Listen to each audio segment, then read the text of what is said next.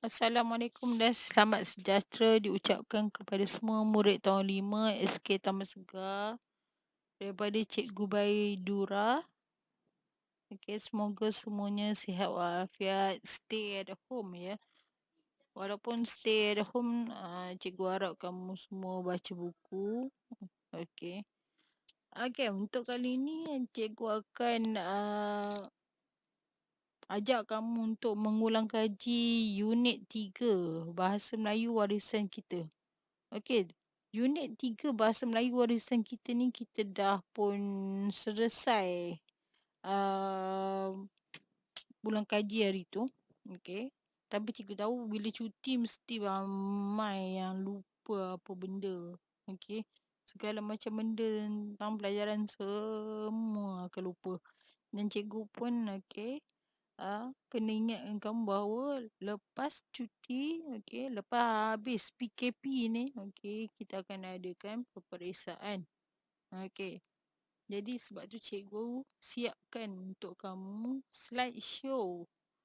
Okey, supaya kamu dapat tengok dan juga beberapa soalan daripada unit 1 sampai unit 3 untuk kamu jawab. Jadi tolong ajak kawan-kawan lain untuk masuk dalam grup ni supaya dapat bersama-sama menjawab soalan-soalan yang cikgu sediakan. Okey, itu je ya. Okey, jadi tolong dengar setiap slide show tu ada suara cikgu. Okey.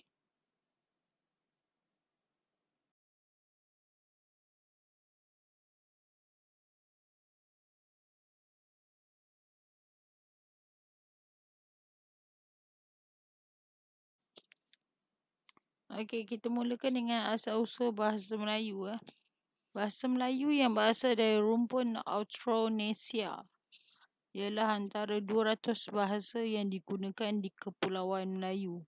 Sifat bahasa Melayu yang sederhana dan senang menerima unsur luar menjadikan bahasa Melayu adalah antara satu bahasa yang terkenal di dunia. Okey. Kenapa ia terkenal di dunia? Okey, orang akan tanya kenapa bahasa Melayu ni terkenal di dunia. Okey, kamu kena ingat balik bahawa okey, satu masa dulu, okey, negara kita itu pada masa zaman Kesultanan Melaka, okey, Melaka adalah sebuah okey pusat perdagangan okey yang dipenuhi oleh semua pedagang daripada seluruh dunia. Jadi pelbagai pedagang yang mempunyai pelbagai bahasa datang ke Melaka dan mereka menggunakan bahasa Melayu bercampur-campur-campur dengan bahasa mereka sendiri. Okey. Walau apa-apa pun, walaupun mereka menggunakan okey, ada campuran bahasa-bahasa mereka, okey, apa-apa pun mereka tetap menggunakan bahasa Melayu untuk memastikan barang-barang mereka laku seperti mana yang cikgu dah beritahu.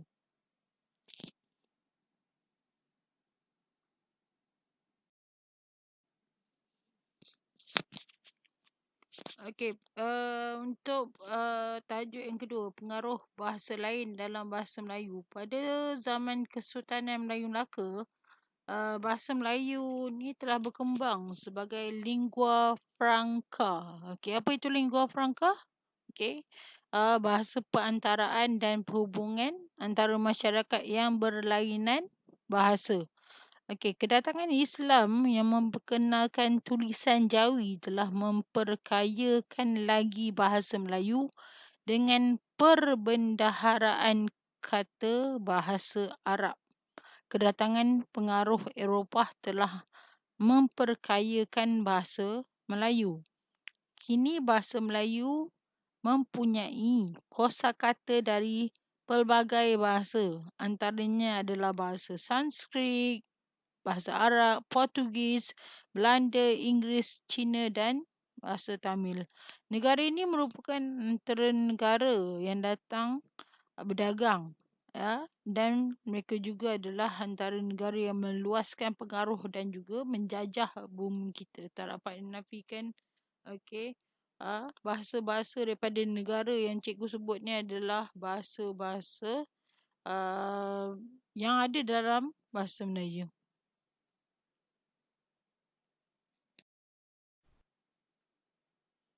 Contoh pengaruh bahasa asing iaitu bahasa luar yang dapat dilihat dalam bahasa Melayu. Okey, contohnya adalah bahasa Sanskrit. Rajha, kalau bahasa Melayu kita panggil raja. Kalau negara, okey, dalam bahasa Melayu dia panggil negara. Kalau dewa dalam bahasa Sanskrit dipanggil dewa, sama. Okey. Kalau dalam bahasa Arab, halal, okey, dalam bahasa Melayu adalah halal, sama saja. Okey, kalau dalam bahasa Arab, akhbar, dalam bahasa Melayu ia adalah berita ataupun surat khabar. Portugis pula kalau alamario, okey, cikgu dah beritahu, okey, dalam bahasa Melayu dia adalah almari. Kalau dalam bahasa Portugis, sapatu maksudnya ialah sepatu. Okey. Kalau dalam bahasa Belanda, laje, okey, dalam bahasa Melayu ialah laci. Okey. Dalam bahasa Belanda, balkon ialah balcony. Okey. Dalam bahasa Inggeris, stamp. Okey. Tapi dalam bahasa Melayu pula, kita panggil stamp. Okey. Taksi adalah taksi. Okey. Dalam bahasa Inggeris, class. Kita panggil kelas. Dalam bahasa Cina, lychee. Dalam bahasa Melayu tetap sama, lychee. Okey, sama juga dengan bahasa Cina iaitu kongsi, sama juga. Okey, bahasa Melayu kita gunakan kongsi juga. Dan dalam bahasa Tamil, kapal adalah kapal, ayah adalah ayah.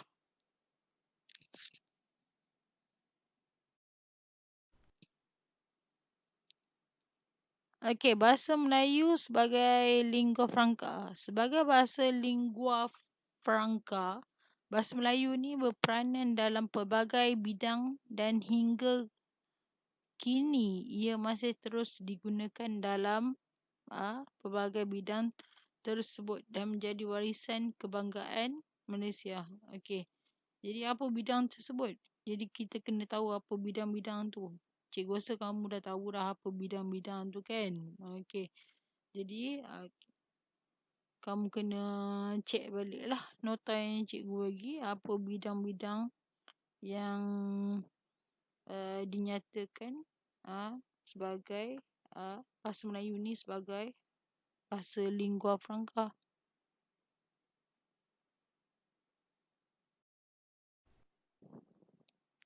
Okey, apakah bidang-bidang tersebut? Okey, yang pertama adalah bahasa Melayu merupakan bahasa perdagangan. Bahasa Melayu memudahkan pedagang dalam urusan jual beli. Di zaman Kesultanan Melayu Melaka ada 84 bahasa yang dipertuturkan di pelabuhan Melaka. Kalau orang jual barang, okey, tak pandai bahasa Melayu, okey, orang tak akan beli barang dia orang. Okey, kamu kena ingat benda tu. Okey. Yang keduanya adalah bahasa perhubungan. Bahasa Melayu digunakan dalam perhubungan antara kerajaan Melayu dan kerajaan luar. Contohnya surat Sultan Kelantan kepada Wright William Duff pada 1900 hingga 1901. Okey. Jadi apa-apa jadi pun, okey, orang putih, okey, kena pandai menguasai, kena pandai bahasa Melayu, kena pandai tulisan Jawi. Kalau dia orang tak pandai, dia orang akan rugi sebab dia orang tak boleh nak buat bisnes dengan kita.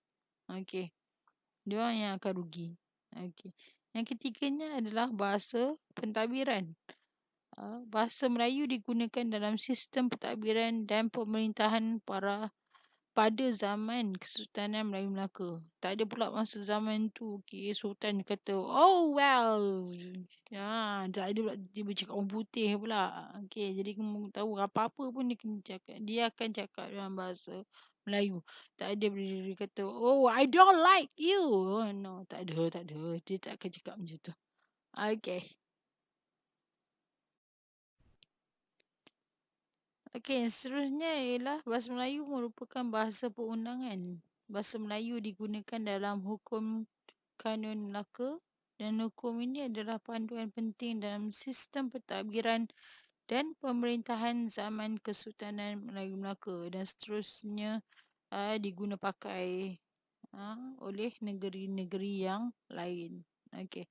Bahasa Melayu juga merupakan bahasa ilmu. Kena ingat pasal tu. Okey. Golongan ulama iaitu pakar agama Islam menyampaikan ilmu agama kepada Raja Melayu di istana menggunakan bahasa Melayu. Mereka belajar bahasa Melayu untuk menyampaikan, untuk menyebarkan agama Islam, di dalam istana.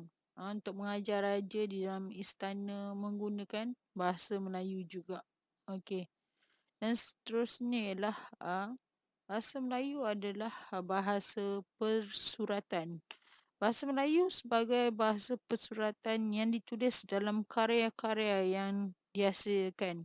Contohnya Tufat Al-Nafis oleh Raja Ali Haji pada 1885 tentang Kesultanan Johor Riau. Jadi apa-apa yang ditulis, novel apa benda karya pada masa zaman tu, semuanya ditulis dalam bahasa Melayu dan menggunakan tulisan Jawi. Dan tak ada A, B, C lagi masa time tu. Okey. Okey, seterusnya kita masuk dalam tajuk perkembangan bahasa Melayu.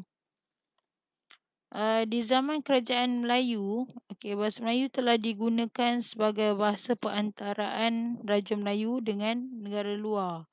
Seperti surat Sultan Kedah, iaitu Sultan Muhammad Jiwa kepada seorang pedagang British.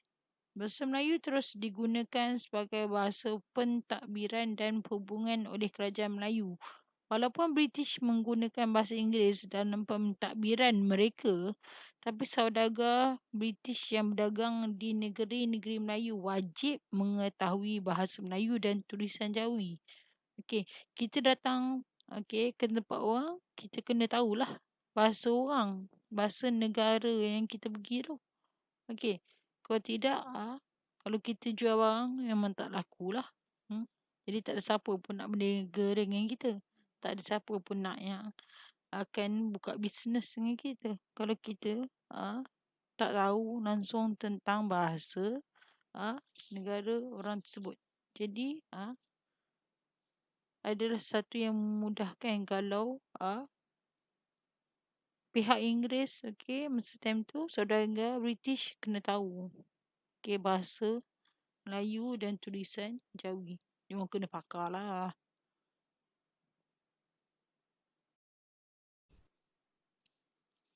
Bahasa Melayu sebagai bahasa ilmu.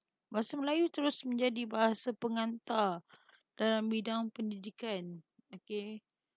Dalam sistem pendidikan kita dekat sekolah mana-mana pun kita akan menggunakan bahasa Melayu.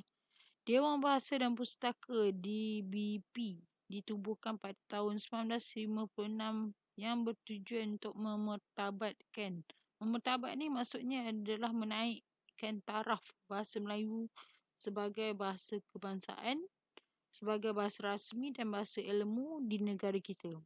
Di peringkat antarabangsa kita boleh nampak bahasa Melayu ini telah dipelajari oleh beberapa buah universiti. Contohnya adalah Beijing Foreign Study University (BFSU) di China, School of Oriental and African Study (SOAS), University London di United Kingdom dan Leiden University di Belanda.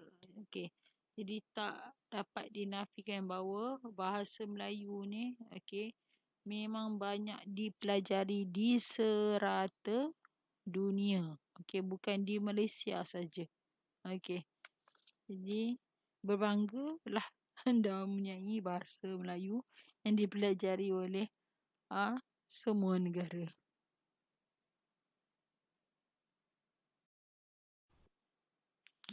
Okey, tentang taburan penutur bahasa Melayu di dunia. Penutur bahasa Melayu tersebar ke seluruh dunia. Penggunaan bahasa Melayu sebagai bahasa lingua franca telah digunakan sejak zaman Kesultanan Melayu Melaka lagi. Okey, bahasa Melayu adalah bahasa antarabangsa. Pada tahun 1726, Francis Bellingen, iaitu seorang penulis Belanda, telah merekodkan bahawa bahasa Melayu merupakan bahasa antarabangsa dan mereka yang tinggal di kawasan antara Parsi atau Iran, okey, yang dipanggil Persia, okey, di sebelah baratnya, dan juga Filipina di sebelah timurnya, tetapi tidak mengetahui bahasa Melayu, maka orang itu akan dianggap sebagai tidak berpelajaran. Termasuklah kawasan-kawasan yang hampir dengan kepulauan yang kalau tak tahu tentang bahasa Melayu, tak tahu bercakap Melayu, maka ia dianggap sebagai seorang yang tidak berpelajaran.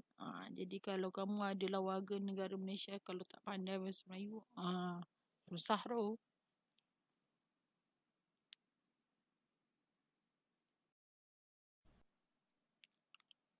Taburan penutur bahasa Melayu di dunia, terdapat 37 negara yang mempunyai penutur bahasa Melayu di dunia.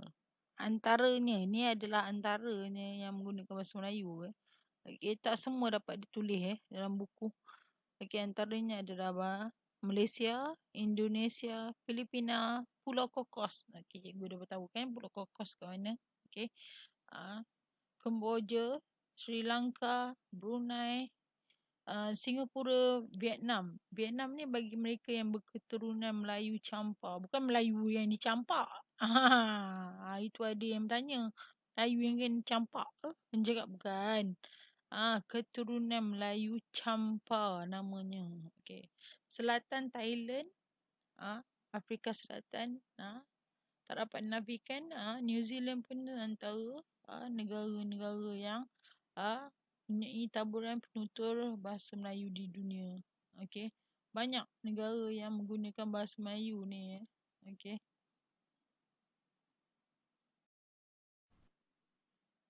Okey, itu aja untuk ulang kaji kita bagi unit 3 bahasa Melayu warisan kita. Jadi cikgu rasa dengan bacaan buku serta ulang kaji ni, cikgu rasa kamu boleh jawab soalan untuk unit 3 dalam Google Classroom yang cikgu akan bagi nanti. Okey, diharapkan kalau masa manakala kita dah ulang kaji, jadi cikgu harap kamu tak payah tengok buku lagi dah. Okey. Sama ada betul atau tidak jawapan dia. Okey. Cuba try untuk tak tengok buku. Sebab kita dah ulang kaji sama-sama. Okey. Jadi tolong setiap slide yang cikgu bagi ni, okey, ada suara cikgu. Jadi kamu boleh klik dekat tepi tu. Okey, ada lambang speaker kat tepi tu, klik. Okey. Jadi kalau apa-apa boleh PM cikgu dalam Google Classroom. Okey, itu aja. Terima kasih. Jangan lupa jawab soalan. Okey. Tolong ajak semua kawan, daripada semua pada 4 kelas tahun 5 supaya bersama-sama menjawab soalan sejarah yang cikgu Baidura buat daripada unit 1 sampai unit 3 sebab semuanya ada markah untuk exam. Okey. Terima kasih. Assalamualaikum.